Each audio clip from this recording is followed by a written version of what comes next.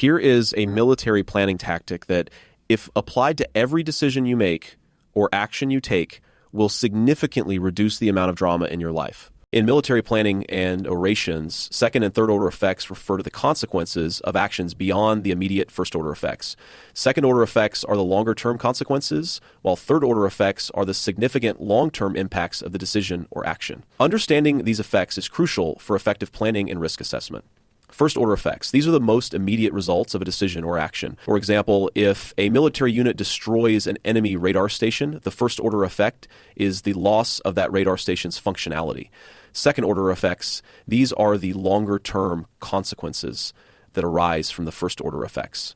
In the radar example, the second order effect could be a temporary increase in enemy vulnerability to air attacks due to the loss of radar coverage. This could also lead to the enemy redeploying forces to address the increased vulnerability, which is also a second order effect. Third order effects, these are the significant long-term impacts of the decision or action, and its second order effects.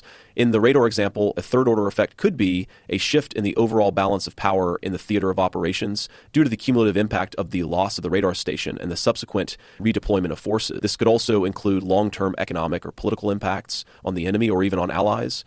Why are second and third order effects important? Comprehensive planning. Considering these effects allows commanders to anticipate potential outcomes beyond the immediate tactical situation, enabling them to make more informed decisions. Risk assessment. Understanding the potential second and third order consequences helps in identifying and mitigating risks associated with a particular course of action. Resource allocation. By anticipating the second and third order effects, resources can be allocated more effectively to achieve desired long-term outcomes. Ethical considerations. Analyzing these effects helps in evaluating the ethical implications of military actions and ensuring that they align with broader strategic objectives. Examples in military contexts. Operational contract support. Integrating lessons learned from the second and third order effects of operational contract support, OCSS, is crucial for success in future operations, according to Army Mill. For example, understanding how contract decisions affect local populations can have significant political and economic impacts. Technological advancements. The introduction of new technologies, such as unmanned aerial vehicles, UAVs, can have far-reaching second and third order effects on military doctrine, training, and even the structure of the armed forces. Ethical dilemmas, ethical issues, like disciplinary problems within a unit, can have second and third order effects, such as delaying the deployment of soldiers or impacting overall unit cohesion.